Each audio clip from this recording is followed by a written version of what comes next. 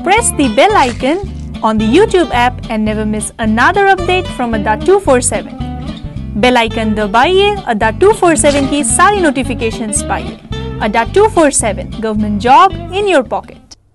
Hello student, welcome to Adda 247 night classes. दोस्तों, here I am Sachin Modi and today I am going to discuss top 50 question, but this is part 1 and very soon you will get part 2 also।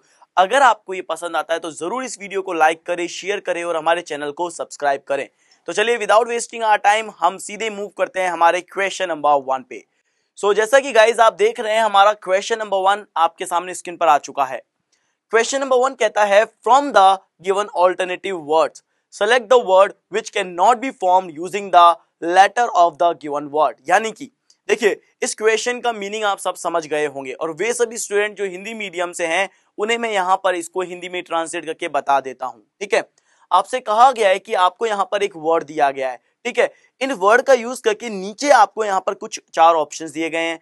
आपको ये देखना है कि कौन सा ऐसा word है जो नहीं बनाया जा सकता है इस पर्टिकुलर वर्ड से, जो कि ऊपर आपको बोल्ड करके दिया गया है। ठीक है, यानी कि अगर मैं क्वेश्चन नंबर 1 को डिस्कस करूं तो देखो, क्वेश्चन नंबर 1 हमें क्या कह रहा है, हमें लेटर दिया गया है सिग्नेचर। लेटर क्या दिया गया है? सिग्नेचर। तो मैं यहाँ पे सबसे पहले तो सिग्नेचर लिख देता हूं। ध्यान रखिएगा, इस तरह के question can not B form और कैन फॉर्म, ध्यान रखना, 2 तरीके से आते हैं। एक तो ये इस तरह के मतलब कह सकते हैं, पूछा ये जाता है कि कौन से वर्ड फॉर्म किए जा सकते हैं, और दूसरा कहेगा कैन नॉट बी फॉर्म, यानी कौन से वर्ड फॉर्म नहीं किए जा सकते हैं। इस क्वेश्चन में क्लियर लिखा है कैन नॉट बी फॉर्म्ड, यानी जो बनाया नहीं जा सकता है। तो सिग्नेचर वर्ड से अब हमें देखना है कि जो 4 ऑप्शंस हमें दिए गए हैं, यानी ए, बी, सी और डी, इन 4 में से कोई 3 ऐसे होंगे जो इनके वर्ड को उठा करके बना सकते हैं, एक ऐसा होगा जो नहीं बना सकते। जैसे अगर देखिए पहला गेस्ट, देखिए यहाँ पे पहला वर्ड दिया है गेस्ट, तो जी यहाँ पर है, यू यहाँ पर है, ई यहाँ पर है, एस यहाँ पे और टी यहाँ पर है। तो आई थिंक सो अब क्वेश्चन को बिल्कुल अच्छे समझ गए होंगे कि हाँ भाई, गेस्ट वर्ड इन सभी लेटर में से किसी भी पर्टिकुलर लेटर को उठा करके बनाया जा सकता है। ठीक है, अगर मैं आगे बात करूं रिजाइन, तो देखो सेकंड वर्ड यहाँ पे दिया हुआ है रिजाइन। अब रिजाइन को देखो, आर यहाँ पर है, ई यहाँ पर है, ठीक है, इसके बाद एस आई जी और एन यहाँ पर है, तो आर ई यहां से लेंगे और एस आई जी एन यहाँ पे लेंगे। इसका मतलब है ये भी वर्ड बना सकते हैं और ये भी वर्ड बना सकते हैं। तो गेस्ट भी बन रहा है, रिजाइन भी बन रहा है। अगर हम आगे देखें तो सेंटर और नेचर, देखिए आगे दिया हुआ है सेंटर और आगे दिया हुआ है देन नेचर, तो मैं इन सभी दोनों वर्ड को भी लिख देता हूं। अब देखो सेंटर की बात करते हैं, तो देखो सेंटर के लिए हमें क्या करना पड़ेगा, सी देखना पड़ेगा। ये जो सेंटर का सी है, ये देखो यहां पर कहीं पर भी नहीं है, SIGNATURE, यानी ये सी वर्ड यहां पर नहीं है। तो आई थिंक सो आपको क्लियरली समझ में आ गया कि we can not form this particular word from the word signature, यानी सिग्नेचर वर्ड से हम सेंटर वर्ड को नहीं बना सकते हैं। So the answer of this question is option C. तो पहला क्वेश्चन आप सभी को समझ में आ गया होगा। अब अगर आपको पहला क्वेश्चन समझ में आ गया तो चलिए अब हमें अपने नेक्स्ट क्वेश्चन पे मूव करना चाहिए, सेकंड क्वेश्चन को देखना चाहिए। सो गाइज अब देखिए सेकंड क्वेश्चन हमारे सामने है। सेकंड क्वेश्चन में हमें यहां पर देखो वर्ड दिया गया इंटेलिजेंस, यानी कि क्वेश्चन नंबर 1, 2, 3 जो है वो हमें एक वर्ड दिया जाएगा और देखना पड़ेगा कौन सा वर्ड उससे नहीं बनाया जा सकता। तो क्वेश्चन नंबर 2 में देखो हमें यहां पर जो वर्ड दिया है दैट इज इंटेलिजेंस, हम यहां लिख रहे हैं इंटेलिजेंस। ठीक है, ध्यान रखिएगा एग्जामिनर आपको जो स्पेलिंग देगा उस स्पेलिंग में कुछ मिस्टेक हो भी सकती है और कुछ मिस्टेक नहीं भी हो सकती है, ध्यान रखना। तो हम हमेशा ये नहीं कहेंगे कि हम जो याद रखते हैं, जैसे इंटेलिजेंट की मीनिंग हमें पता है, एटमॉस्फेयर की मीनिंग हमें पता है, तो कुछ ऐसी मीनिंग्स होती है, कुछ ऐसी स्पेलिंग्स होती है जो हमें पता होती है, परंतु जो स्पेलिंग्स हमें पता है और जो स्पेलिंग्स एग्जामिनर हमें देगा, इन दोनों को हमेशा क्रॉस चेक जरूर करना और हमेशा एग्जामिनर की स्पेलिंग के थ्रू ही आंसर करना, कभी भी अपनी स्पेलिंग के थ्रू आंसर मत करना, अदरवाइज आप गलत कर जाएंगे, है ना। तो देखो इंटेलिजेंस हमें दिया है ना। अगर देखो तो पहला यहां पर दिया गया है जीन्स, ठीक है, पहला यहाँ पे ऑप्शन क्या है, जीन्स है। सेकंड टेल यहाँ पे दिया गया है। थर्ड वन दिया गया है इंजन, तो हमने यहाँ पे लिखा engine. And the fourth one is nice, और फोर्थ वन क्या है, नाइस है। तो हमने ये चारों लिख दिए, जीन्स, टेल, इंजन और नाइस। अब देखो जीन्स को यहाँ पे देखो क्या जीन्स बन रहा है क्या, अगर मैं देखूं तो यहाँ पे देखो जी यहाँ पर है, ई एन ई यहाँ पर है, लेकिन एस नहीं है। अब देखो इसका मतलब क्या है कि यही हमारे इस क्वेश्चन का आंसर होगा। क्यों? क्योंकि ये जो है एस, ये यहां पर इंटेलिजेंस में कहीं पर भी नहीं दिया गया। इसका मतलब जीन्स वर्ड को हम नहीं बना सकते फ्रॉम द वर्ड इंटेलिजेंस। बात क्लियर है सभी को? सभी को समझ में आ गया होगा। अब देखो टेल की अगर हम बात करते हैं TELL टेल, तो देखो ये टेल यहां पे बन रहा है, यानी ये बन सकता है इंजन। देखो यहां पे अगर मैं E है, N है, GINE, तो इंजन बन रहा है, एज वेल एज नाइस भी बन रहा होगा क्योंकि N यहाँ पे, C और E यहाँ पे, और I को आप यहां से ले लेंगे। क्लियर है? तो आई थिंक सो हमारा क्वेश्चन नंबर 2 क्लियर है सभी को कि जीन्स इस क्वेश्चन का करेक्ट आंसर है, एंड आई बिलीव कि आप सभी का आंसर भी जीन्स होगा। ध्यान रखना गाइस, क्वेश्चन नंबर 2 क्लियर है, लेकिन ये जो टॉप 50 क्वेश्चंस का सेशन है, ये टॉप 50 क्वेश्चन का सेशन आपके लिए चैलेंजिंग भी है। इसमें हर तरह का क्वेश्चन, हर चैप्टर से हम क्वेश्चन मैक्सिमम कवर कर रहा हूं मैं, ताकि आपको एग्जाम में इसकी ज्यादा हेल्प मिल सके। तो चलिए क्वेश्चन नंबर 3 देखते हैं। अब देखो क्वेश्चन नंबर 3 में क्या दिया गया है, मैथमेटिक्स। अब एक वर्ड दिया है मैथमेटिक्स, तो देखिए हम क्या करेंगे, सबसे पहले ये वर्ड लिखेंगे मैथमेटिक्स, ठीक है, और ध्यान रखिएगा जो स्पेलिंग मैं लिख रहा हूं वो आप चेक करेंगे, ठीक है। मैटिक्स, तो ये हमने लिख किया MATHEMATICS, मैथमेटिक्स लिख लिया। क्लियर है? अब देखिए पहला ऑप्शन यहाँ पे दिया हुआ है आइस, ठीक है। सेकंड ऑप्शन यहाँ पे दिया हुआ है द, ठीक है। थर्ड ऑप्शन यहाँ पे दिया हुआ है tick, and the fourth option is mat, है ना। तो ये 4 वर्ड हमें यहाँ पे दिए गए, आइस, द, टिक और मैट।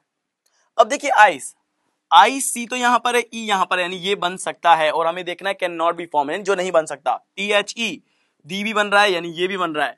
टिक, देखो K यहाँ पे कैसा वर्ड है जो यहाँ पे कहीं पर भी दिया हुआ नहीं है। तो सिंपल हम समझ गए कि हमारा क्वेश्चन नंबर 3 का the correct answer is option 3, यानी कि C इस क्वेश्चन का बिल्कुल सही आंसर होगा। क्लियर है गाइस? आई बिलीव कि आपको ये समझ में आ गया होगा, और क्वेश्चन नंबर 1 से लेके 3 की जो डायरेक्शन है वो भी आपको समझ में आ गई होगी। और एक चीज ध्यान रखना, मैंने आपसे पहले भी कहा था, क्वेश्चन 2 तरीके से पूछा जाएगा, कैन बी फॉर्म और कैन नॉट बी फॉर्म। ये वाले वो क्वेश्चन थे जो कैन नॉट बी फॉर्म के थे। एग्जाम में डायरेक्शन जरूर पढ़ना, क्योंकि वहां पे दोनों तरह की डायरेक्शन दी होती है, दोनों तरह के क्वेश्चन पूछे जा चुके हैं, तो ऐसी गलती मत करना, ठीक है। चले अब हम मूव करते हैं हमारे नेक्स्ट क्वेश्चन नंबर 4, जो कि अब आपके सामने आ चुका है।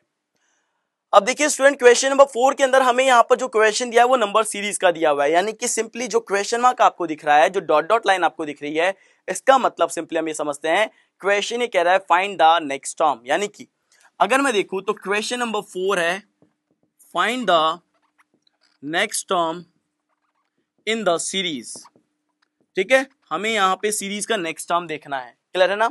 अब देखो अगर मैं नेक्स्ट टर्म की बात करूं तो सीरीज है 8, 24, ठीक है, 12, 36, 18, 54 और देन क्वेश्चन मार्क, यही सीरीज है ना हमारे पास। अब देखो 8, 24, 12, 36, 18, 54 क्वेश्चन मार्क, हमें ये देखना है कि इस क्वेश्चन मार्क वाले प्लेस पे क्या आएगा।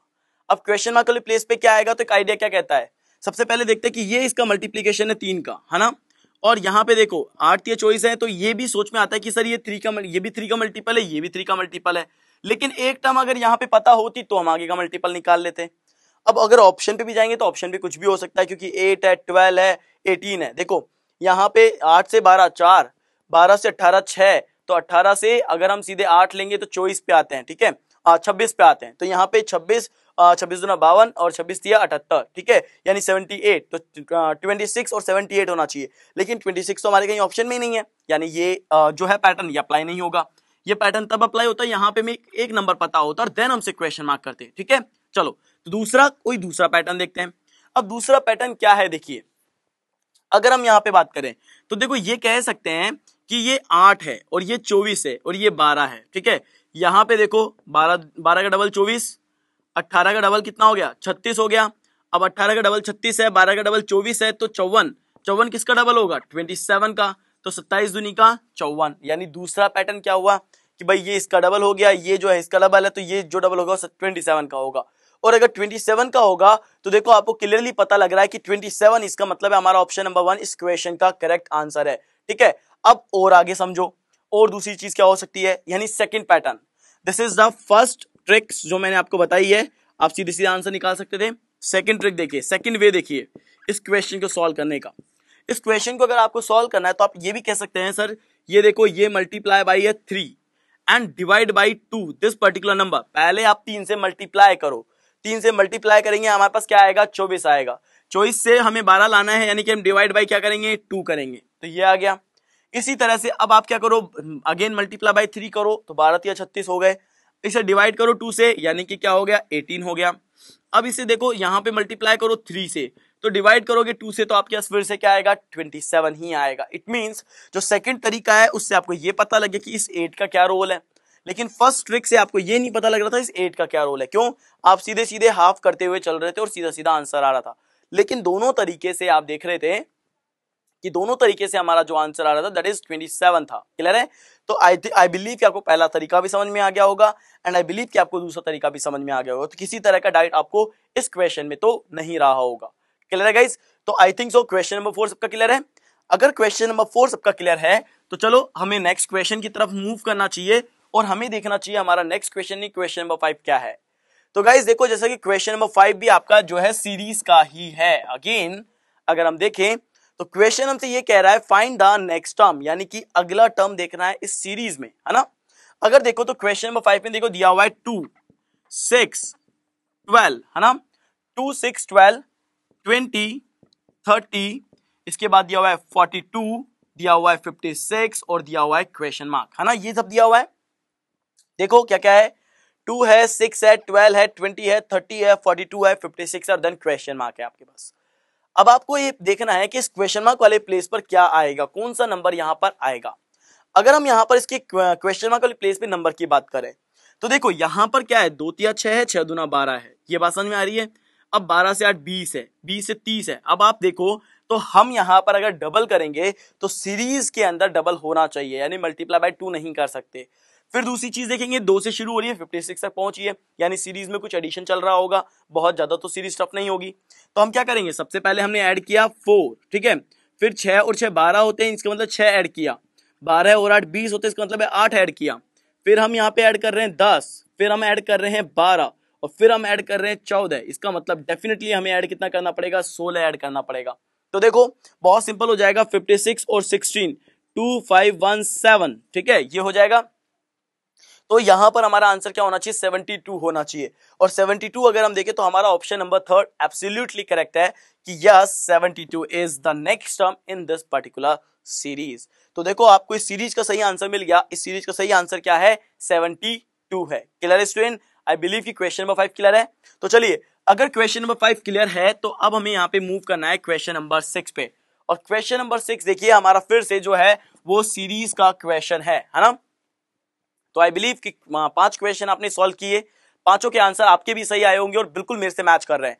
लेकिन अगर 1 2 3 4 5 ये पांचों क्वेश्चन के आंसर आपने सही दिए हैं तो क्वेश्चन नंबर 6 का आंसर भी आपको सही देना है।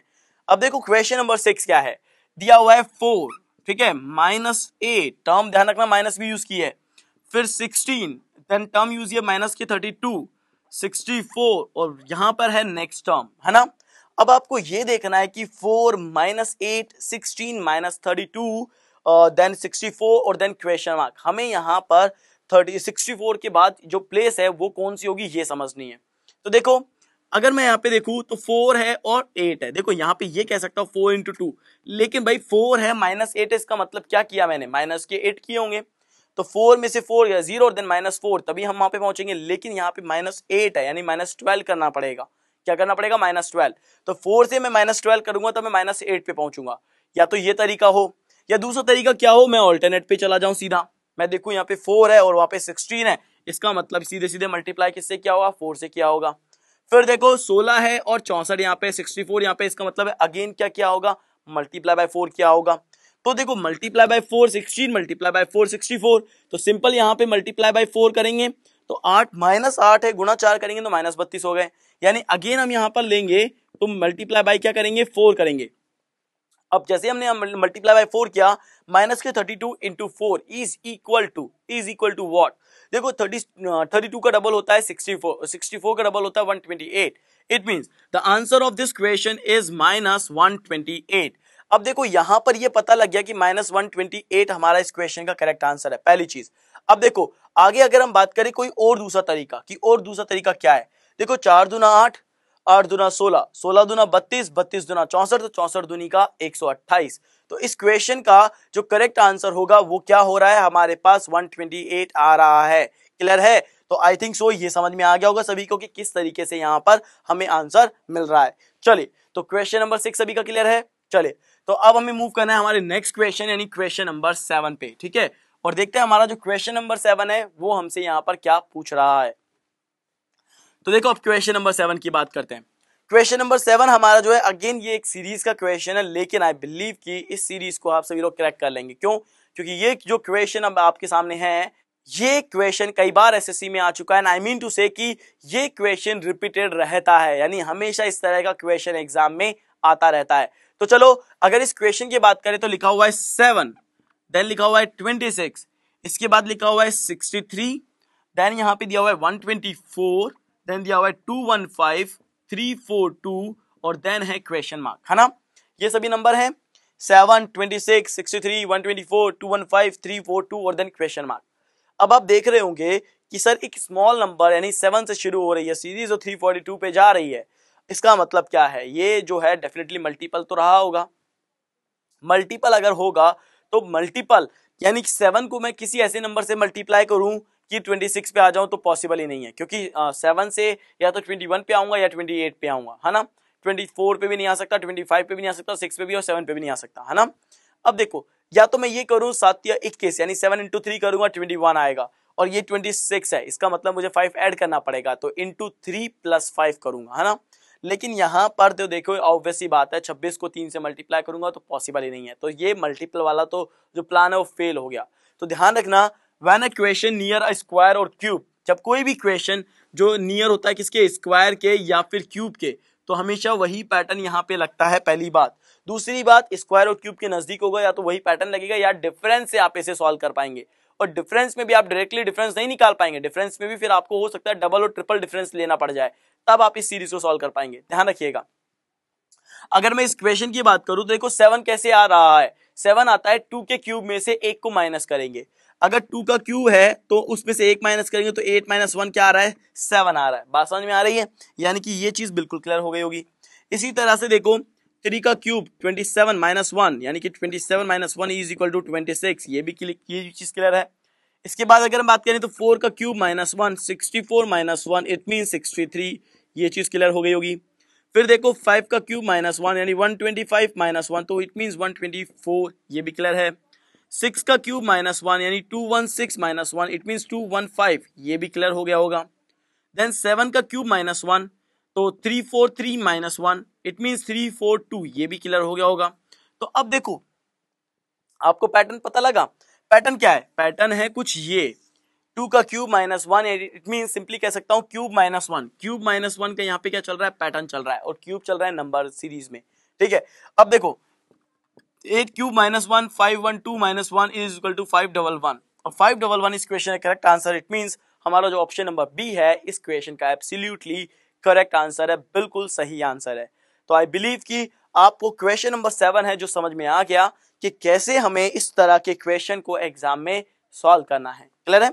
चले तो अब हमें नेक्स्ट क्वेश्चन पे देखना है, क्वेश्चन नंबर 8 देखते हैं, ठीक है। तो जैसा कि देखो गाइस, अगर हम बात करें क्वेश्चन नंबर 8 की, तो ये आपके सामने स्क्रीन पर आ चुका है, ठीक है। अब क्वेश्चन नंबर 8 को देखो। क्वेश्चन नंबर 8 के अंदर आपको क्या दिया गया है, कहा गया है find out the pair of number that does not belong to the group for lack of common property. ध्यान रखना लैक ऑफ कॉमन प्रॉपर्टी का मीनिंग क्या है। ध्यान रखो इस तरह का जो क्वेश्चन होता है, इस तरह का क्वेश्चन आपके ऑड वन आउट से है। ऑड वन आउट कह सकते हैं या फिर हम कह सकते हैं क्लासिफिकेशन। क्लासिफिकेशन में क्या क्या पढ़ते हैं हम, ध्यान रखिए। आप सभी जानते हैं कि क्लासिफिकेशन के जो क्वेश्चंस होते हैं ये आपके लेटर से हो सकते हैं, या आपके नंबर से हो सकते हैं, या आपके वर्ड से हो सकते हैं, ये और किसी भी चीज से हो सकते हैं, ठीक है। हमें क्या करना होता है कि हमें 4 दिए गए हैं, है ना। जैसे कि यहाँ पे देखो इस क्वेश्चन को देखो, पहला ऑप्शन है 16 और देन 18 है ना। सेकेंड ऑप्शन की बात करेंगे तो 56 और 63 यहाँ पे दिया हुआ है, ठीक है। थर्ड ऑप्शन की बात करते हैं तो थर्ड ऑप्शन दिया हुआ है 96 एंड 108, तो लिख सकते हैं ये। एंड द फोर्थ ऑप्शन जो दिया गया दैट इज 86 एंड 99, 86 एंड 99। अब देखो क्या कहा गया, find out the pair of number that does not belong to the group for lack of common property. It means in 4 में से कोई 3 ऐसे होंगे जो एक कॉमन प्रॉपर्टी रखते हैं, अब एक ऐसा होगा जो कॉमन प्रॉपर्टी नहीं रखता है। इट मींस इन 4 में से 3 एक जैसे होंगे, एक अलग होगा, और जो अलग होगा दैट इज ऑड, है ना, वही ऑड होगा यानी विषम होगा। तो अब देखना है कि इनमें क्या सिमिलरिटी है। देखो 16, 18, 16 18 का जैसे माइंड में आता है ये पता लगता है कि 2 का मल्टीपल है ना। अब ये 2 का मल्टीपल है तो 2 का मल्टीपल कैसे होगा, 2 8 जा 16 है ना, 2 8 जा 16 यानी कि 8 टाइम गया और ये 9 टाइम गया, यानी कि 8:9 का 9 का रेशियो बनता है व्हेन वी डिवाइड बाय 2। जब हम यहाँ पे इसे 2 से डिवाइड कर रहे हैं तो 2 से डिवाइड करने पर ये हमें जो रेशियो देता है वो 8:9 का रेशियो देता है। बात क्लियर है, बात समझ में आ रही है। यानी रेशियो में किसका मिल रहा है, 8 का और 9 का। अब देखो 56 और 63, अब आपको एक ऐसा नंबर सोचना पड़ेगा कि 56 भी उससे डिवाइड हो और 63 भी उससे डिवाइड हो और रेशियो फिर 8:9 का आना चाहिए। 6 इंटू 6 इंटू 8 करेंगे 64, 6 इंटू 8 करेंगे 48 होता है, मतलब पॉसिबल नहीं है। 7 इंटू 8 करेंगे 56 होगा। देखो 7 यहाँ पे अगर मैं 7 से डिवाइड करता हूं तो 7 इंटू 8 56 है ना, और 7 इंटू 9 63। इट मीन्स अगेन जो रेशियो बन रहा है वो 8:9 का बन रहा है when we divide number 56 and 63 to 7 है ना। जब हम 7 से डिवाइड करते हैं तो बिल्कुल ये रेशियो बन रहा है। अब हमें 96 पे और 108 पे देखना, तो इसका मतलब क्या है, इसका मतलब ये है कि आपका ये क्वेश्चन डिपेंड कर गया अब आपके टेबल पे। आपको टेबल याद होनी चाहिए, 2 3 4 5 10 12 20 25 30, ये किसी भी टेबल के ऊपर किसी भी कह सकते हैं नंबर के टेबल के ऊपर उसका रेशियो बनकर के क्वेश्चन आ सकता है। तो ये अगर ये नहीं पता होगा तो डेफिनेटली फिर आपको वहां पे पेन पेपर की थोड़ी कैलकुलेशन करनी पड़ेगी, तब आंसर आएगा। आंसर आएगा बट लेट आएगा, है ना। तो देखो अगर मैं यहाँ पे देखूं तो 96 है और 108 है, सिंपल। मुझे यहाँ पर इसको 8 से ही डिवाइड कर लो भाई, इस रेशियो से या तो आप डिवाइड करके देखो कि किसी नंबर से जा रहा है कि नहीं जा रहा है। अगर मैं 8 से डिवाइड करूं तो 8 कमांड और 8 दूना 16, इसका मतलब 12। ये क्या हो रहा है, 12 से डिवाइड हो रहा है, जो कि एक तरीका मैंने अब आपको बता दिया कि जो रेशियो है उसी रेशियो से डिवाइड करके देख लो, पता ही लग जाएगा आपको। तो 12 को 8 से गुणा करो तो 12 8 6 में 96, तो ये आ रहा है, और 12 नाम का 108, 12 9 108। तो यहां पर भी रेशियो क्या बन गया, 8:9 का रेशियो बन रहा है। अब आप देखो क्या ये कॉमन प्रॉपर्टी है या नहीं है। देखो ratio 8:9, ratio 8:9 and ratio 8:9, it means तीनों का यहाँ पे जो रेशियो बन रहा है वो 8:9 का बन रहा है। अब आप 86 की और 99 की बात करके देखो, 86 को डिवाइड करके देखो कि किसी से जा रहा है क्या। आप देखो 8 से डिवाइड करके देख लो, 8 से डिवाइड करके देखोगे तो 8 नहीं जाएगा, 8 और 8 दूना 16 नहीं जाएगा। It means the common property does not have 86 and 99। It means our option number 4 is absolutely correct answer of question number, I think so question number 8 ये है। तो क्वेश्चन नंबर 8 का ये बिल्कुल करेक्ट आंसर है। क्लियर है guys, चलिए तो अब हमें मूव करना है हमारे नेक्स्ट क्वेश्चन पे, ठीक है। अब हमें देखना है कि हमारा नेक्स्ट क्वेश्चन यानी क्वेश्चन नंबर 9 क्या है, ठीक है। और क्वेश्चन नंबर 8 चैलेंजिंग था, सभी को समझ में आ गया होगा, है ना। तो गाइस क्वेश्चन नंबर 9 अब आपके सामने है, सभी लोग क्वेश्चन नंबर 9 को देखेंगे और सॉल्व करेंगे, है ना। क्वेश्चन नंबर 9 में देखो दिया गया है, in the following question number of letter are skipped in between by a particular rule. देखिए ध्यान रखना क्या दिया गया है कि यहाँ पे कुछ लेटर हैं जो स्किप किए गए हैं बाय अ पर्टिकुलर रूल, एक पर्टिकुलर रूल के through. Which of the following observe the rule, इनमें से कौन सा है जो उस रूल को फॉलो करता है। अब देखो इस बात को समझो, अगर मैं यहाँ पर देखूं तो पहला ऑप्शन समझना, हमें एक रूल फॉलो करना है, उस रूल को यहाँ पे समझना है। पहला ऑप्शन है ACZXFG, ठीक है। सेकेंड ऑप्शन देखिए, सेकेंड ऑप्शन यहाँ पे दिया गया है CFXURI, ये सेकेंड ऑप्शन है। थर्ड ऑप्शन देखिए CFIUNRX, and the fourth option जो यहाँ पे दिया गया दैट इज CXFUIR। अब देखो मुझे क्या करना है, मुझे बस ये देखना है कि यहाँ पे कुछ नंबर ऑफ लेटर है जो कि स्किप किए गए हैं किसी एक पर्टिकुलर रूल के थ्रू।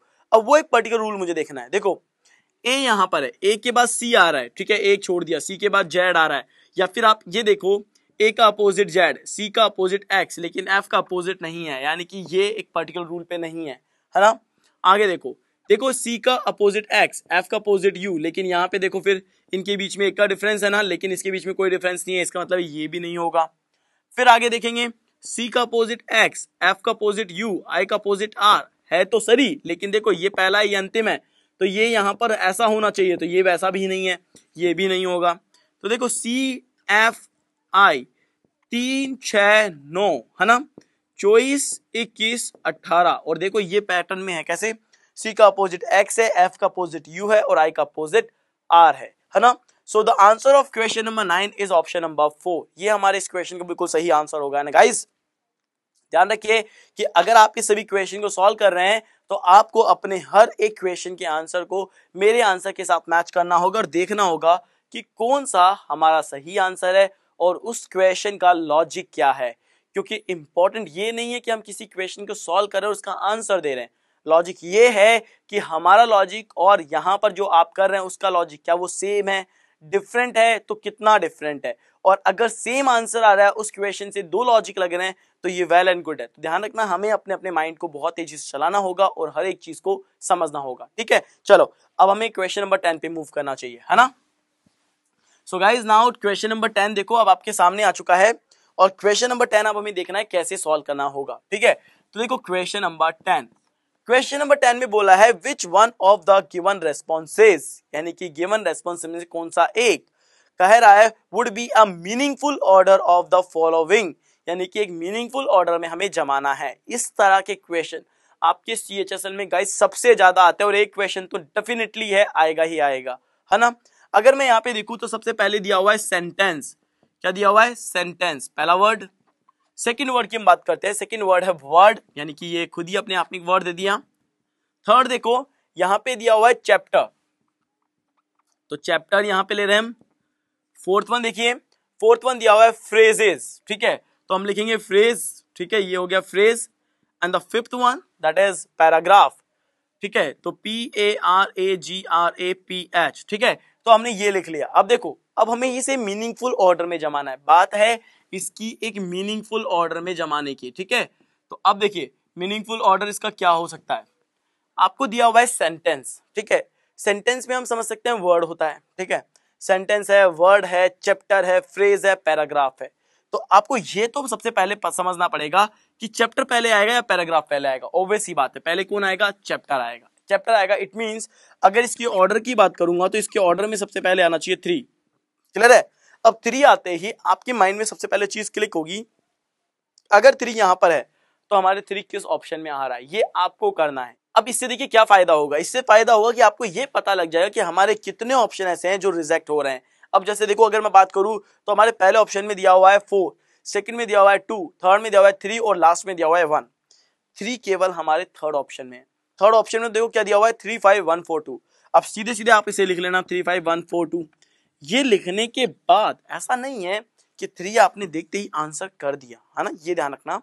अगर ये लिख रहा हूं मैं यहाँ पे, इसका मतलब है हम इसे क्रॉस चेक करेंगे। 3 यानी बिल्कुल सही है, ये चैप्टर पहले होगा। 5 भाई देखो पैराग्राफ लेने से पहले सेंटेंस है, वर्ड है, फ्रेज है, पैराग्राफ है, इनके अंदर डेफिनेटली पैराग्राफ पहले होगा। चैप्टर होता है, चैप्टर में पैराग्राफ होता है, पैराग्राफ के अंदर फिर हमें मिलते हैं क्या, सेंटेंस मिलते हैं। तो अब हमें क्या मिलेगा, सेंटेंस मिलेगा। तो ये सेंटेंस हो गया। तो देखो पहले नंबर पे ये आएगा, दूसरे नंबर पे ये आएगा और तीसरे नंबर पे ये आएगा। अब आती है वर्ड की और फ्रेज की, कि वर्ड पहले आएगा या फ्रेज पहले आएगा। तो ध्यान रखना, पहले हमेशा फ्रेज होता है, देन हमेशा क्या होता है, वर्ड होता है। तो फिर ये आ जाएगा 4th नंबर पे और ये आ जाएगा 5th नंबर पे, यानी कि सेकंड लास्ट नंबर पे, चौथे देन 5वें नंबर पे, क्लियर है। तो अब आपको देखो कितना इजी हो गया, केवल आप एक टर्म देख करके एग्जाम में आंसर करेंगे। लेकिन अगर आप एग्जाम में भी आंसर कर रहे हैं तो एक बार अपने पूरे क्वेश्चन को चेक जरूर कर लेना। चेक अगर आप कर लेंगे तो इससे आपका बेनिफिट है, इससे आपको हमेशा चीजें पता लगेंगी, आपका नुकसान यहाँ पे कहीं नहीं है। और चेक करने में हार्डली आपके 5 से 10 सेकंड लगेंगे, जो कि मुझे लगता है कि इतनी टेंशन वाली कोई बात नहीं है। 10 सेकंड हमारे पास टाइम इजी है और इजी वे में अवेलेबल होगा अगर हम एसएससी की रीजनिंग सॉल्व कर रहे हैं तो, ठीक है। तो चलिए क्वेश्चन नंबर 10 हमारा यहाँ पे क्लियर हो चुका है और अब हमें सीधे यहाँ पर जो मूव करना है वो मूव करना है हमारे नेक्स्ट क्वेश्चन, यानी कि क्वेश्चन नंबर 11 पे, ठीक है। अब देखिए क्वेश्चन नंबर 11 हमारा क्या दिया हुआ है। क्वेश्चन नंबर 11 में दिया हुआ है arrange the following words as per order in the dictionary. ध्यान रखना, क्वेश्चन दिया हुआ है डिक्शनरी के ऑर्डर में। अब डिक्शनरी जिन्हें यूज नहीं करी है या जो जिनको यूज करना नहीं आता, वो तो मुझे नहीं लगता इस क्वेश्चन का आंसर सही से दे पाएंगे। परंतु इस सेशन को देखने के बाद आप, मुझे लगता है कि आप सभी लोग इस क्वेश्चन का आंसर करेंगे जरूर। और ध्यान रखना गाइस, डिक्शनरी के ऑर्डर के ऊपर आपका एक क्वेश्चन बनता ही बनता है, वो हमेशा बनेगा। कैसे, देखो यहां पर एक वर्ड दिया हुआ है इनहैबिट। देखो पहले एक वर्ड क्या दिया हुआ है, इनहैबिट, हमने लिखा। सेकेंड वर्ड यहां पर दिया हुआ है इंजीनियस, ठीक है, इंजीनियस लिखा हुआ है तो हमने यहां लिखा जीनियस। थर्ड दिया हुआ है इनहेरिट, इनहेरिट, ठीक है, ये हमने लिखा इनहेरिट। फोर्थ वर्ड देखिए, फोर्थ वर्ड यहाँ पे दिया हुआ है influence, influence. And the fifth one जो दिया गया है दैट इज इन्फ्लेशन, ये हुआ है इन्फ्लेशन। ठीक है, अब देखिए मुझे इसको डिक्शनरी के ऑर्डर में जमाना है। डिक्शनरी ऑर्डर का मतलब ये होता है कि जो सबसे पहले आता है डिक्शनरी में, जैसे ए है, ए सबसे पहले आएगा तो हमें ए देखना है, ए नहीं है।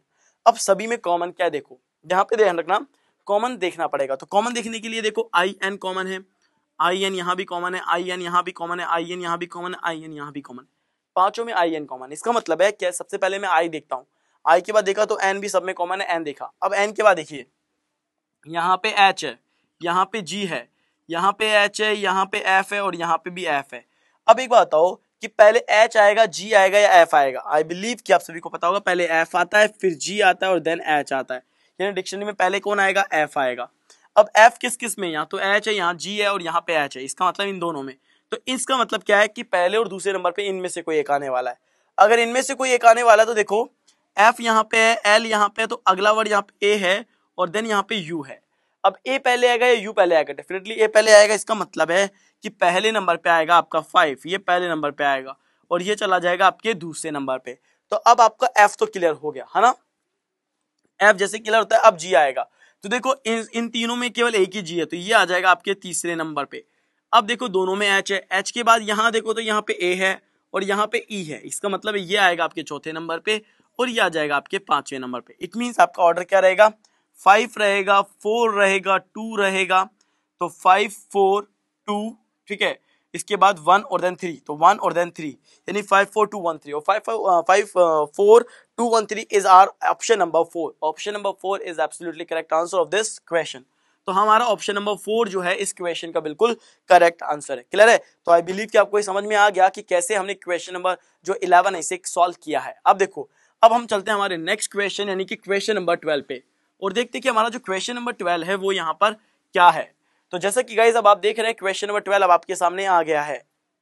सो गाइज क्वेश्चन नंबर देखिए 12 हम यहाँ पे क्या कह रहा है। क्वेश्चन नंबर 12 में कहा गया है कि किसी कोड लैंग्वेज में, देखिए in a certain code language Delhi is coded as 73541। यानी कि अगर मैं इस क्वेश्चन में सीधे सीधे देखूं किस लेटर को क्या कोड किया गया है तो डेफिनेटली हमारा आंसर बनेगा।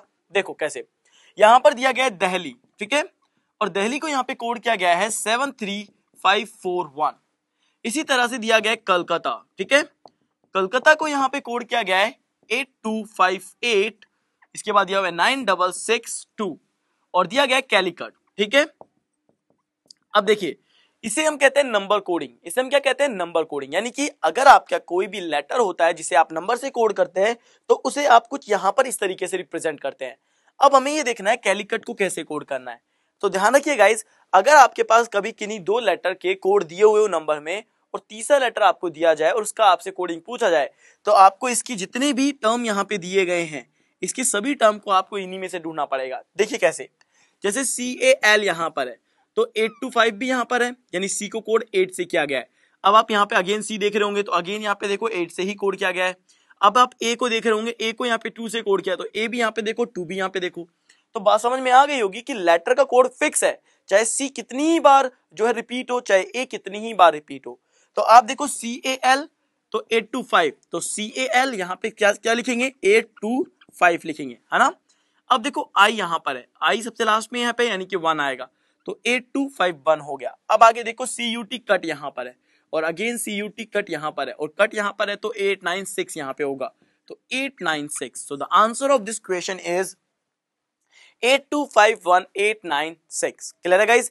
आई बिलीव क्वेश्चन नंबर 12 आप सभी को समझ में आ गया होगा और कैसे आंसर देना है ये भी आपको पता लग गया होगा। तो चलो अब हम मूव करते हैं हमारे नेक्स्ट क्वेश्चन, क्वेश्चन नंबर 13 पे और देखते हैं हमारा जो क्वेश्चन नंबर 13 है वो हमसे एग्जाम में कैसे पूछा जा सकता है। देखिए क्वेश्चन नंबर 13 जैसा कि अब आपके सामने आ चुका है बोर्ड पे। क्वेश्चन नंबर 13 में कहा गया है doctor nurse question mark follower, है ना। देखो अब यहाँ पे समझना इसको, डॉक्टर रेशियो नर्स, ठीक है, प्रोपोर्शन यहाँ पर है, क्वेश्चन मार्क यहाँ पर और देन क्या दिया हुआ है, फॉलोवर, है ना। अब आपको देखना है कि इस क्वेश्चन मार्क वाले प्लेस पे क्या आएगा।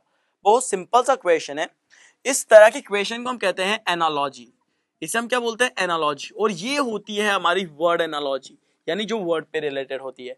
तो word analogy, letter analogy, number analogy, ठीक है। तो इस तरीके से इसके 3 पार्ट होते हैं। आई बिलीव कि आपको सारे पार्ट पता होंगे। अब देखो अगर ये वर्ड एनालॉजी है तो वर्ड एनालॉजी को कैसे सॉल्व करते हैं। देखिए डॉक्टर का नर्स से क्या रिलेशन है? आई मीन टू से कि नर्स जो है वो किसे फॉलो करती है? डॉक्टर के जो भी दिए हुए प्रेस्क्रिप्शंस होते हैं उसी चीजों को फॉलो करती है, डॉक्टर के बनाए हुए रूलों को फॉलो करती है, डॉक्टर जो कहता है वो चीजें नर्स करती है ना। तो नर्स फॉलो करती है किसको? डॉक्टर को। तो एक जो फॉलोवर होता है वो किससे फॉलो करेगा? देखिए एक बात समझना कि फॉलोवर जो होता है वो हमेशा अपने आइडल को फॉलो करता है, ठीक है। वो जिसे आइडल मानता है वही उसी का फॉलोवर होता है कि नहीं है?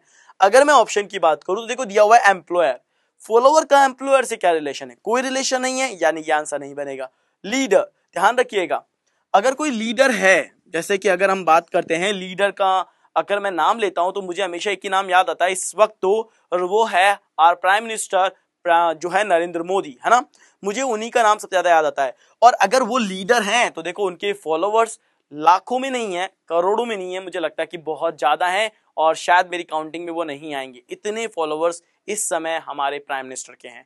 इट मींस क्यों? क्योंकि वो एक लीडर हैं, वो रिप्रेजेंट करते हैं इंडिया को सबके सामने। चाहे वो हम हो तो हमारे सामने भी वो इंडिया को रिप्रेजेंट कर रहे हैं, और अगर वो बाहर कहीं होंगे तो भी वो इंडिया को ही रिप्रेजेंट करेंगे। तो फॉलोवर हमेशा किसका होता है? एक लीडर का होता है।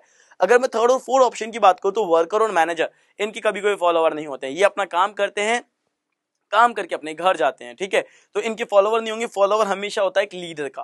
क्लियर है? तो क्वेश्चन नंबर 13 का जो करेक्ट आंसर होगा that is our option number 2, यानी कि बी होगा। क्लियर है? चले, तो क्वेश्चन नंबर 13 क्लियर है सभी का। अब देखो नेक्स्ट क्वेश्चन चलते हैं, क्वेश्चन नंबर 14 को देखते हैं। So now guys we are on question number 14। Question number 14 अब आपके सामने है। क्वेश्चन नंबर 14 में दिया गया है मून सैटेलाइट। ध्यान रखना, क्वेश्चन बहुत इंपॉर्टेंट है, क्वेश्चन बहुत अच्छा भी है। मून है, सैटेलाइट है, ठीक है। इसके बाद यहां पर प्रपोर्शन का साइन, और देन दिया हुआ है अर्थ, और इसके बाद आपसे पूछा गया नेक्स्ट व्हाट, ठीक है। क्वेश्चन बहुत अच्छा है, और आपको एक बार फिर से जो है वर्ड एनालॉजी का ही दिया गया है। समझना पड़ेगा कि मून का सैटेलाइट से क्या रिलेशन है। अब मून क्या है, सैटेलाइट क्या है, किस तरीके से रिलेट होंगी, किस तरह से नहीं होंगी, ये तो अब आपको सोचना पड़ेगा, समझना पड़ेगा। क्यों? क्योंकि उसके बाद ही आप आंसर यहां पे निकाल पाओगे। जैसे पहला ऑप्शन दिया हुआ है सन, ठीक है। सेकेंड ऑप्शन की अगर हम बात करें तो सेकेंड ऑप्शन दिया हुआ है प्लेनेट, ठीक है। थर्ड ऑप्शन की हम बात करेंगे, थर्ड ऑप्शन दिया हुआ है सोलर सिस्टम, ठीक है, ये हो गया solar system. And the fourth option की अगर हम बात करते हैं दैट इज एस्टेरॉइड, तो एस्टेरॉइड हो गया ये यहाँ पे, ठीक है। अब देखिए सन, प्लेनेट, सोलर सिस्टम, एस्टेरॉइड। पहले तो मून क्या है, चंद्रमा क्या है, देखिए समझना व्हाट इज मून। ध्यान रखना, मैं बता देता हूं, ये क्वेश्चन एसएससी, सीएचएसएल, रेलवे, ठीक है, और आरएस के एग्जाम में भी ध्यान रखना। आरएस का मतलब है राजस्थान एडमिनिस्ट्रेटिव सर्विस। इसके बाद अगर हम बात करें सीजीएल, तो बहुत सारे सेंट्रल गवर्नमेंट के एग्जाम में ये क्वेश्चन रिपीट हो चुका है। तो आई बिलीव कि क्वेश्चन हो सकता है आने वाले किसी और एग्जाम में भी रिपीट हो जाए। तो देखो मून क्या है, moon is a satellite. Moon क्या है? एक सैटेलाइट है। अगर मून सैटेलाइट है तो व्हाट इज अर्थ? अर्थ क्या है? अर्थ क्या सन है? नहीं, अर्थ सन नहीं है, ये नहीं होगा। Planet, solar system, asteroid, obviously बात है ये भी नहीं होगा, ये भी नहीं होगा। It means Earth is a planet. Earth एक ऐसा प्लेनेट है जहां पर जीवन संभव है। Yes you know, so the answer of this question is planet, because हमें ये पता है कि मून जो है एक सैटेलाइट है। मून इज अ सैटेलाइट, है ना। तो हमें जैसे ये पता लगा कि मून सैटेलाइट है तो अर्थ क्या हो गया? एक प्लेनेट हो गया। क्लियर है? So the answer of question number 14 is our option B. चलिए अब हमें अपने नेक्स्ट क्वेश्चन पे मूव करना है, क्वेश्चन नंबर 15 को देखना है, ठीक है। तो समझिएगा अब हमारा क्वेश्चन नंबर 15। देखो क्वेश्चन नंबर 15 में दिया गया है आपको, जैसा कि क्वेश्चन आप देख पा रहे हैं, क्वेश्चन में कहा गया है क्लॉक, टाइम, थर्मामीटर, वॉट। देखो क्वेश्चन बहुत इंटरेस्टिंग है, और इससे मुझे एक चीज और याद है, ये कहानियां इस क्वेश्चन से रिलेटेड है, तो बिल्कुल आपके साथ शेयर करूंगा। क्लॉक, टाइम, है ना, क्लॉक का टाइम से रिलेशन है। इसके बाद दिया हुआ है यहाँ पे थर्मोमीटर, तो थर्मोमीटर लिखेंगे हम, और थर्मोमीटर के बाद यहाँ पे पूछा गया नेक्स्ट वॉट। अब देखो पहला यहाँ पे ऑप्शन दिया हुआ है दैट इज हीट, है ना। सेकेंड ऑप्शन दिया हुआ है रेडिएशन, थर्ड ऑप्शन यहां पे दिया हुआ है that is energy, and the fourth option is temperature, है ना। तो यहां ने लिखा टेम्परेचर। अब आप एक बात बताइए, क्लॉक, टाइम, थर्मामीटर का रिलेशन किससे होगा? ध्यान रखना, मैं आपको एक स्टोरी बताता हूं। जब मैं जयपुर में था, ये अप्रोक्सीमेटली करीब मैं कह सकता हूं 3 साल या 4 साल पहले की बात है, मैं जयपुर के अंदर क्लास ले रहा था। क्लास के अंदर जब ये क्वेश्चन आया क्लॉक टाइम थर्मामीटर वॉट, तो थर्मामीटर का रिलेशन किससे होगा, मैंने ऑप्शन नहीं दिए थे उस वक्त स्टूडेंट्स को, ठीक है, मैंने केवल ये पूछा कि बताओ थर्मामीटर का रिलेशन क्या होगा। आप ये जरूर कह सकते हो सर क्लॉक के अंदर हम क्या देखते हैं, टाइम देखते हैं, क्लॉक में हम क्या देखते हैं, टाइम देखते हैं, तो थर्मामीटर में हम क्या देखेंगे। तो एक बच्चे ने कहा सर थर्मामीटर से हम हीट को मापते हैं। मैं थोड़ा सा काफी देर तक हंसा, काफी लोग भी हंसने लग गए, थर्मामीटर से हीट चेक करते हैं। मैंने पूछा कैसे करते हैं, बोला सर थर्मामीटर को हम अपने मुंह में लगा लेते हैं और पता करते हैं शरीर कितना गर्म है। मैंने कहा शरीर गर्म होता है ये पता करने के लिए हम थर्मामीटर का यूज करते हैं, या फिर हम ये देखते हैं कि हमारे बॉडी का टेम्परेचर कितना ज्यादा या कम है। बोलते सर टेम्परेचर और गर्म में अंतर क्या है, बात तो वही है। मैंने कहा बात वही नहीं है, ऑप्शन के अंदर भी ऐसी चीज आ जाए तो आप गलती से भी हीट आंसर मत करना।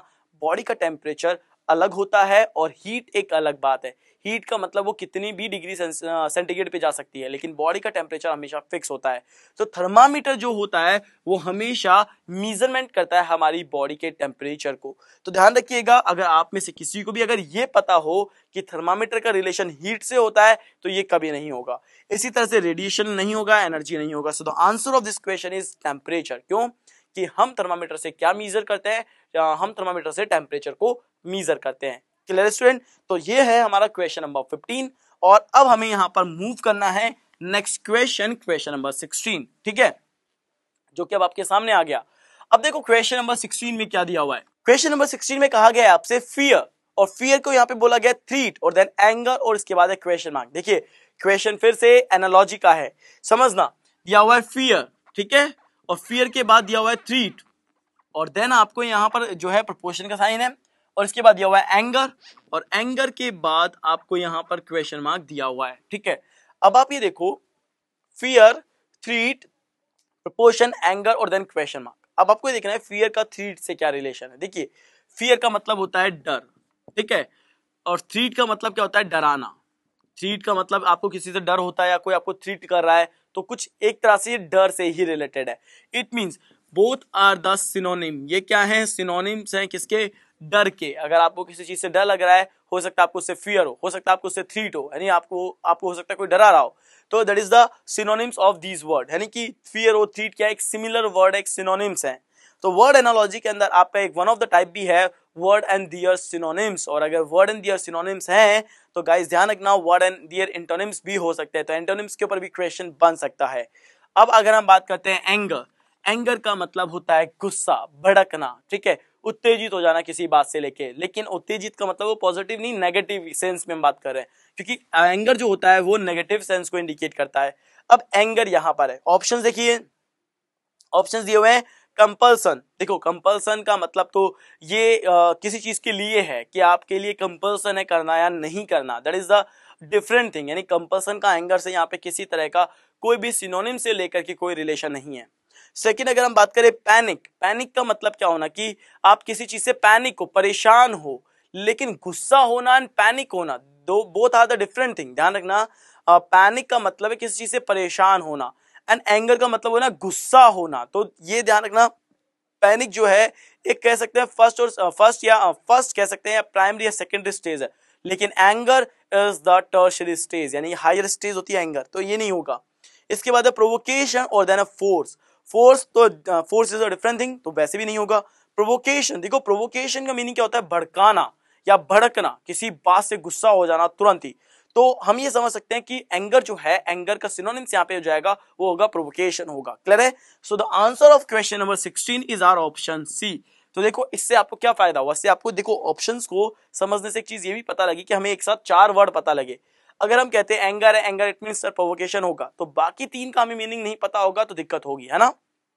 तो ध्यान रखिएगा, जब भी आप वर्ड्स और उनके सिनोनिम्स पढ़ रहे हो या एंटोनिम्स पढ़ रहे हो, तो अपने आंसर के अलावा जो रिमेनिंग 3 वर्ड्स है उसको भी पढ़ने की आदत डाल लो।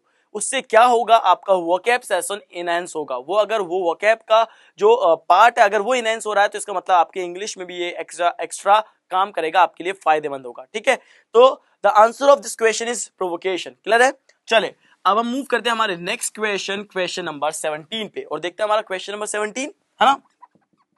तो देखो क्वेश्चन नंबर 17 अब आपके सामने आ चुका है। क्वेश्चन नंबर 17 में यहां पर बोला गया कि if gold is written as IQNF, यहां ध्यान रखना वर्ड दिया है गोल्ड, और गोल्ड को यहां पे रिलेट किया गया है IQNF से। ठीक है, तो आगे आपसे बोला गया है how wind can be written in the code, wind को हम कैसे कोड करेंगे ये अब हमें देखना है, ठीक है। अब इसकी डिकोडिंग में मुझे करनी है तो मुझे ये पता करना पड़ेगा कि गोल्ड को कैसे कोड किया गया है ना। अगर गोल्ड का मुझे पता लग जाएगा तो वाइंड का मैं ऑब्वियस सी बात है पता कर लूंगा। तो देखो इसकी पोजीशन क्या होती है, जी होता है 7 पे, ओ होता है 15 पे, एल होता है 12 पे और डी होता है 4 पे। These are the position of these letters. अगर मैं बात करूंगा तो आई होगा 9 पे, क्यू होगा हमारे यहाँ पे 17 पे, एन 14 पे और एफ 6 पे। These are the again position of letter. यहां देखेंगे 23, 9, 14 एंड 4, ये इनकी पोजीशन हो गई, ठीक है। अब देखो जी, अगर जी यहां पर है और 9 यहां पर है, इट मींस आपने क्या करा +2, 15, 17 +2, 12, 14 +2 एंड 4 2 6 +2। इट मींस आपने केवल +2 +2 +2 एंड +2 किया। सेम एज वेल एज इसे देखते हैं 23 +2 करेंगे तो 23 +2 यानी कि 25 यानी कि y, ठीक है। 9 +2 यानी कि 11 इसका मतलब k कह सकते हैं। और 14 +2 हो जाएगा 16 और 16 हो जाएगा इसका मतलब p हो जाएगा। और 4 +2 यानी कि 6 और 6 यानी कि f हो जाएगा। तो YKPF और YKPF it means our option number 1 is absolutely correct answer for question number 17। Clear है? तो आई बिलीव कि आपका भी सभी का YKPF आया, जिनका नहीं आया उनको पता लग गया होगा। जिन्हें पोजीशन याद नहीं है उन्हें पोजीशन याद कर लेनी चाहिए ताकि एग्जाम में आप अपना समय बचा सकें और डायरेक्टली ऐसे क्वेश्चन को सॉल्व कर सके। तो चलो अब हम मूव करते हैं हमारे नेक्स्ट क्वेश्चन नंबर 18 पे और देखते हैं हमारा क्वेश्चन नंबर 18 यहाँ पर हमें क्या दिया गया है। जैसा कि आप देख रहे हैं क्वेश्चन नंबर 18 में आपको कुछ अलग क्वेश्चन दिया गया है, यानी कि आपको कोडिंग दी गई है जो है नंबर में कोडिंग दी गई है। जैसे ए को यहाँ पे दिया गया है 1, ए को यहाँ पे क्या दिया गया है 1 दिया गया है। पैट को यहाँ पर दिया गया है आपको 37 और टैप यहाँ पे पूछा गया है टैप का कोड क्या होगा। देखो ए को 1 कैसे देंगे जब ए की पोजीशन जो है वो वही है, तो ए को हमने 1 कोड दिया। पैट यहाँ पे देखिए पैट को 37 दे रहा है, कैसे 16 पे ये है, 1 पे ये है और 20 पे ये है। 16 + 1 17 और 17 + 20 is equal to 37। It means addition of position of letter, है ना। हमने सम अप किया है हर एक पोजीशन ऑफ लेटर का। तो देखो यहाँ पे क्या है 20 है, 1 है और 16 है। भाई देखो पैट और टैप मैंने केवल उसी को एक्सचेंज ही तो किया है और ज्यादा कुछ नहीं किया। ये समझिए ATP भी हो सकता था, है ना। तो टैप होगा इसका मतलब है अगेन ये क्या होगा 37 ही होगा। सो हमारे क्वेश्चन में ही हमारे इस क्वेश्चन का आंसर था। क्लियर है? तो आई बिलीव कि क्वेश्चन नंबर 18 सबका क्लियर है। चले अगर क्वेश्चन नंबर 18 सबका क्लियर है तो हम सीधे यहाँ पे मूव करेंगे अब हमारे नेक्स्ट क्वेश्चन नंबर 19 पे, ठीक है। तो देखिए क्वेश्चन नंबर 19 क्या है, इफ अब देखो डी बराबर दिया हुआ है 4, बैड बराबर दिया हुआ है आपको 7 और आपसे पूछा है ए एंड टी, एंड का यहाँ पे क्या होगा। देखिए इस क्वेश्चन को आप खुद सॉल्व करना, ठीक है। ये क्वेश्चन आपके प्रीवियस जो क्वेश्चन अभी था, जैसे कि अगर ये 19 है तो वो 18 था, ठीक है, उस क्वेश्चन पर बिल्कुल बेस्ड है। तो इस क्वेश्चन को आप खुद सॉल्व करेंगे, खुद आंसर रखेंगे और कमेंट्स बॉक्स में आप जरूर आंसर बताएंगे कि सर क्वेश्चन नंबर 19 का आंसर ये है। इस क्वेश्चन को मैं सॉल्व नहीं करवा रहा हूं, केवल मैंने आपको दिया है, आप ही को सॉल्व करना है और आप ही को इस क्वेश्चन का करेक्ट आंसर मुझे बताना है। लेकिन वो कमेंट्स बॉक्स में जाएंगे और मुझे वहां पे टाइप करके बताएंगे क्वेश्चन नंबर 19 ये क्वेश्चन था और ये आंसर होगा। क्लियर है? चले तो क्वेश्चन नंबर 19 सबको क्लियर है। ये क्वेश्चन आपके लिए होमवर्क है। अब देखो हम आते हैं सीधे क्वेश्चन नंबर 20 पे और देखते हैं हमारा क्वेश्चन नंबर 20 क्या कहता है। देखिए क्वेश्चन नंबर 20 में बोला है इफ HKUJ मीन्स फिश। ध्यान रखना कोड क्या है HKUJ और इसको कोड किससे किया गया है, फिश के थ्रू कोड किया गया है। आपसे पूछा है UVCD मीन्स क्या होगा, UVCD। अब ये क्वेश्चन जो है दूसरे तरीके समझना, आपको हमेशा क्या दिया होता है, एक लेटर जो है ये राइट हैंड साइड में दिया है वो हमेशा लेफ्ट हैंड साइड में होता है और जो कोडिंग टाइप की होती है वो हमेशा आपको राइट हैंड साइड में दी होती है। इस बार थोड़ा उल्टा किया हुआ है। अब आप फिर से समझना, आप अब मुझे ये बताएंगे कि इनकी पोजीशन क्या है। एच की पोजीशन मैं पूछ सकता हूँ, के की पूछ सकता हूँ, यू की पूछ सकता हूँ या फिर जे की पूछ सकता हूँ। ये इसमें से कोई सी भी पोजीशन में आपसे पूछ सकता हूँ। अगर आप क्लासरूम में मेरे सामने होते तो डेफिनेटली मैं आपसे जरूर पूछने वाला था, है ना। तो बिल्कुल आप अपने मन में से दोहरा सकते हैं और मुझे बता सकते हैं। एच 8 पर, के 11, यू 21, जे 10, है ना। तो 6, 9, 19 एंड 8, देन 21, 22, 3 एंड 4, है ना। तो देखो 8 से 6 पे आ रहे -2, 11 से 9 -2, 21 से 19 -2 और यहाँ पे -2। देखिए इस क्वेश्चन में क्या हो रहा है, इस क्वेश्चन में केवल एक पैटर्न लग रहा है, दैट इज -2 यहां पर लग रहा है ना। तो देखो -2 करेंगे तो ऐसा आएगा, क्योंकि 21 में से 2 गए तो 19 है ना, ये हो गया। 22 - 2 यानी कि 20 यानी कि टी हो गया। अगेन -2 करेंगे तो 3 - 2 1 हो गया, 1 हो गया मतलब ए हो गया, और 4 - 2 यानी 2 हो गया यानी कि बी हो गया। तो STAB स्टैब ये इस क्वेश्चन का बिल्कुल करेक्ट आंसर है। क्लियर है स्टूडेंट्स? तो हमारे क्वेश्चन नंबर 20 का करेक्ट आंसर हो गया STAB। ठीक है, चले तो क्वेश्चन नंबर 20 सभी का क्लियर है। चलिए तो मूव करते हैं हमारे नेक्स्ट क्वेश्चन यानी कि क्वेश्चन नंबर 21। तो चलिए देखते हैं हमारा नेक्स्ट क्वेश्चन, क्वेश्चन नंबर 21 क्या है। तो चलिए गाइस अब हम मूव करते हैं हमारे नेक्स्ट क्वेश्चन, क्वेश्चन नंबर 21। क्वेश्चन नंबर 21 में बोला है Rajeev is the brother of Atul. Rajeev brother है अतुल का। देखो यहां पर हम लिखेंगे राजीव, राजीव यहां पर है, ये ब्रदर है अतुल का, इसका मतलब है राजीव का जेंडर तो हमें प्लस पता लग गया। अतुल वैसे तो हम ये मान के चलते कि किसी लड़के का ही नाम होता है, लेकिन ये लड़की का भी हो सकता है, ये हम नहीं कह सकते कि नहीं होगा या होगा। तो जब तक हमें कंफर्मली नहीं पता है कि ये ब्रदर सिस्टर नीस नेफ्यू कुछ है या नहीं है, तब तक हम इसे कंफर्म नहीं करेंगे। क्योंकि हम जितने भी एग्जाम हमने देखे हैं, SSC ने कई एग्जाम के अंदर से डिनाई किया है, वो मानता ही नहीं है। वो कहता है जब तक हमने बताया नहीं है आप इसे कैसे मेल या फीमेल इंडिकेट कर सकते हो, इसको कैसे जेंडर में डिफाइन कर सकते हो। तो हम इस चीज को यहाँ पर छोड़ देते हैं। ठीक है, हमें जितना कहा है कि Rajeev is the brother of Atul, हमने केवल उसे ड्रॉ किया। आगे देखो Sonia is the sister of Sunil. Sonia जो है सिस्टर है, देखिए सोनिया यहां पर है, ये सिस्टर है किसकी, सुनील की। अब सुनील यहाँ पे क्या है ये भी हमें नहीं पता, सुनील मेल है या फीमेल है कुछ नहीं कह सकते, इसे भी हम छोड़ देते हैं। तो Sonia is the sister of Sunil, Atul is the son of Sonia. तो अतुल इज द सन, अब देखो जैसे सन बोला हमें ये पता लगे इसका जेंडर क्या है, प्लस है। तो Atul is the son of Sonia. आगे बोला है Atul is the son of Sonia, then how is Rajeev related to Sonia. Rajeev क्या होगा सोनिया का। एक बात आओ, सोनिया के कितने चाइल्ड आपको पता लग रहे हैं, 2 चाइल्ड पता लग रहे हैं, एक राजीव एक अतुल। अगर अतुल है सन है सोनिया का, तो डेफिनेटली राजीव भी सन होगा सोनिया का। So the answer of this question is Rajiv is son of Sonia. So the answer of this question is son होगा। क्लियर है, पुत्र होगा। ओके, सो हम ये समझ सकते हैं क्वेश्चन नंबर 21 का जो आंसर हुआ दैट इज सन हुआ। अब देखिए नेक्स्ट क्वेश्चन यानी कि क्वेश्चन नंबर 22। अब देखो गाइस क्वेश्चन नंबर 22 अब आपके सामने है।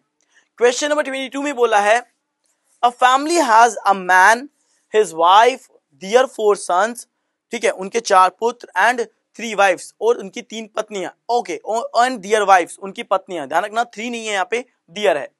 आगे बोला है the family of every son also have 3 sons and 1 daughter each, find out the total number of male member. Total male member देखो क्या है, a family has a man his wife. देखिए ये मैन है और ये उसकी क्या है, वाइफ है। ये पहले हमें बोला है, इतना हमने ड्रॉ किया। A family has a man, his wife, their 4 sons and their wives। देखिए इनके 4 पुत्र। अगर देखिए 1 2 3 and 4, ठीक है, ये है, और इनकी वाइफ their wives ये हो गई, 4 sons and their wife, तो हमने ये बनाया। इसी तरह से 4 sons and their wife ये बना दिया, 4 sons and their wives ये बना दिया, 4 sons and their wife ये बना दिया हमने। ठीक है, ये यहाँ पे रिलेट हो गए। अब ये जितने भी प्लस मैंने यहाँ पे बनाए ये सभी यहाँ पे ब्रदर हैं, ध्यान रखिएगा, ये आपस में भाई है ना, और एक दूसरे की सिस्टर इन लॉ हो गई है। ठीक है, ये इसकी सिस्टर इन लॉ होगी तो ये इसकी सिस्टर इन लॉ हो जाएगी, कुछ इस तरीके से। आगे बोला है the family of every son also has 3 son and 1 daughter. अब देखो हर एक के 3 तो पुत्र हैं, ये प्लस है, ये प्लस है, ये प्लस है, और एक डॉटर है, ये हो गई माइनस। ठीक है, अगेन 3 और 4, तो 1 + 1 + 1 और देन माइनस, अगेन 3 और 4, तो ये हो गए 3 तो मेल हो गए, 3 सन और एक डॉटर है, 1 2 3 and 4, तो प्लस प्लस प्लस और देन माइनस। ठीक है, ये रिप्रेजेंटेशन कुछ ऐसा आएगा। अब देखिए क्या कह रहा है, find out the total male member. देखिए सिंपल क्वेश्चन है, मुझे नहीं लगता इसमें कोई दिक्कत आने वाली है। 3 6 9 12 ही हो गए, 13 14 15 16 and 17। So the total male member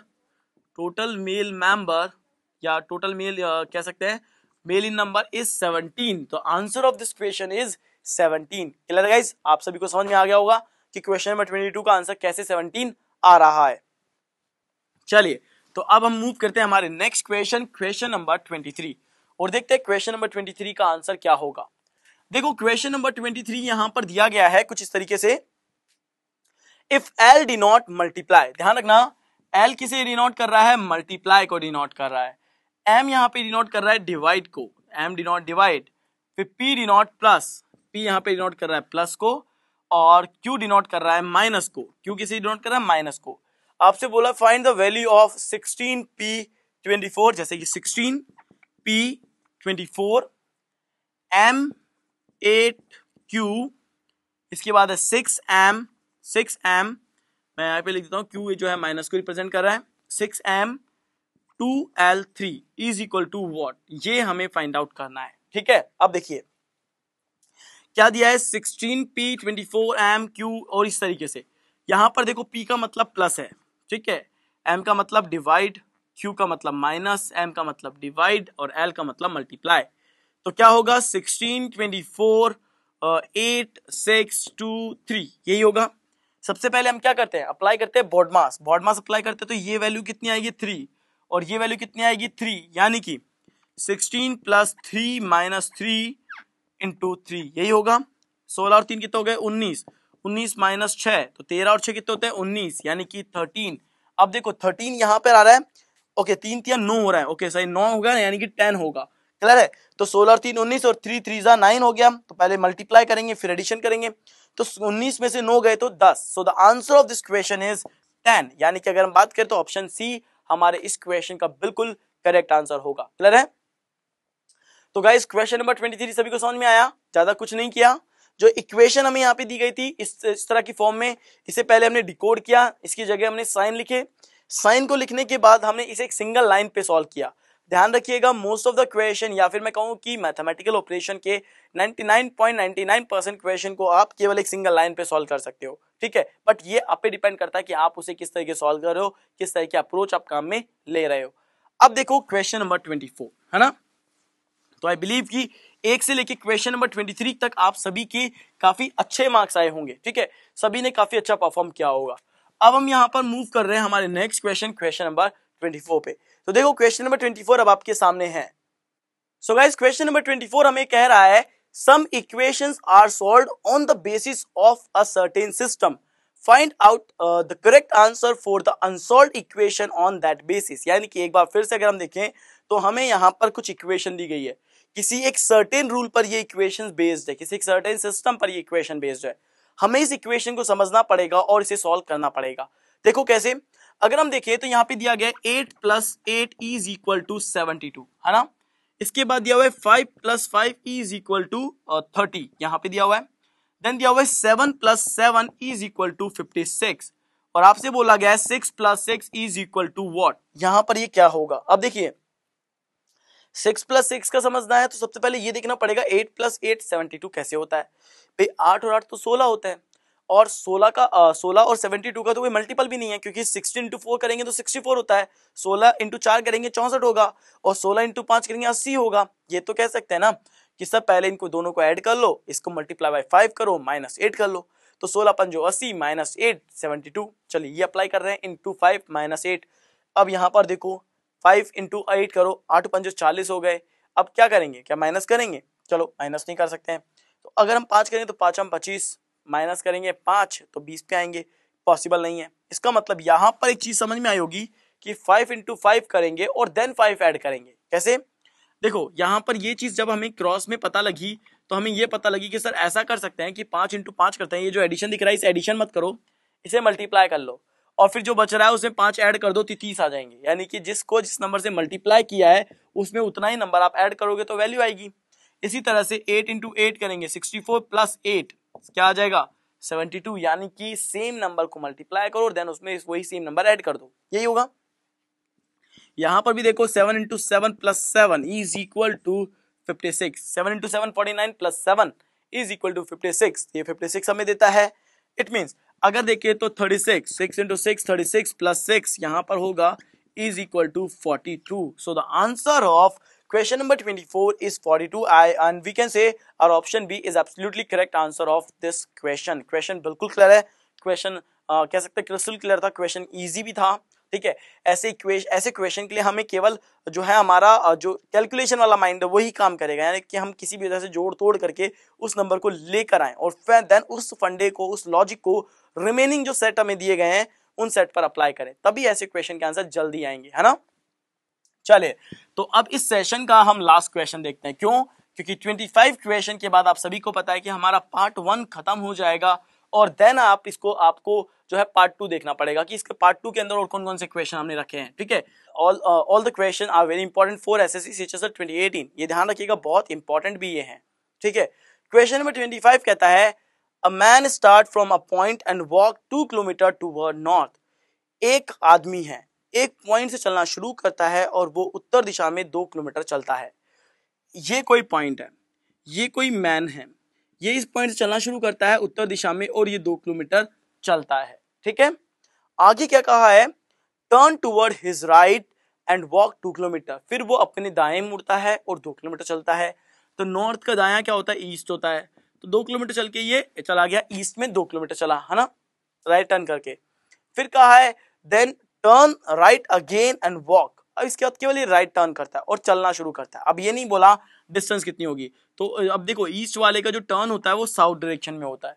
अब डिस्टेंस ये 1-2 किलोमीटर भी हो सकती है, 1 किलोमीटर भी हो सकती है, 2 किलोमीटर भी हो सकती है, 3 किलोमीटर भी हो सकती है, 4 किलोमीटर भी हो सकती है।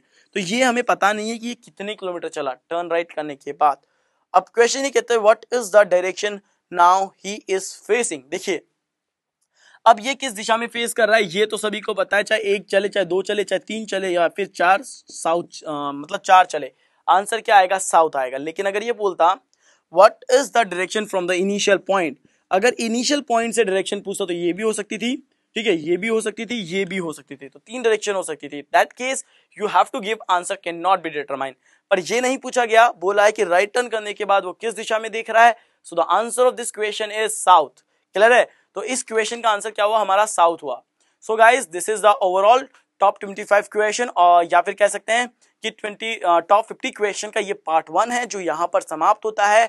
इसके बाद आपको अगली सीरीज देखनी होगी, इसकी जो है वो होगी पार्ट 2। पार्ट 2 के अंदर भी आपके कई सारे मैथमेटिकल क्वेश्चंस भी हैं, क्योंकि आपके एज बेसिस क्वेश्चंस भी उसमें होते हैं और कई सारे पेपर कटिंग फोल्डिंग टाइप के क्वेश्चन भी वहां पर है। तो आपका जो पार्ट 2 है वो भी काफी इंपॉर्टेंट है, क्योंकि पार्ट 2 में भी आपके बहुत सारे क्वेश्चन है जो मैंने ऐड किए हैं, जो कि आपको एसएससी सीएचएसएल में काफी ज्यादा बेनिफिशियल होंगे। तो चलिए फिर मिलते हैं आपसे नेक्स्ट पार्ट में। Thank you. Press the bell icon on the YouTube app and never miss another update from Adda 247. Bell icon दबाइए, अड्डा 247 की सारी नोटिफिकेशंस पाइए। Adda 247 government job in your pocket.